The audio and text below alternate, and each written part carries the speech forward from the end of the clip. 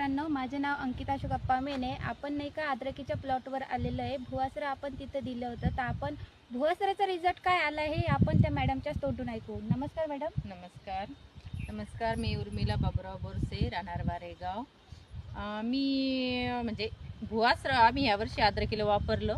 तसं 2-3 वर्षापासून चालू आहे मेने मॅडमचं की भुवासर घ्या, पण तेव्हा काही मी एवढं मनावर घेतलं नव्हतं.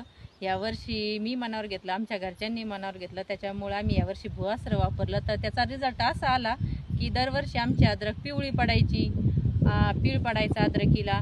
यावर्षी आमची अद्रक पिवळी नाही पडली, पीळ नाही पडला, उगम शक्ती चांगली झाली अद्रकीचा. मेन म्हणजे अद्रकीचा कोंब थोडा मोठा आला.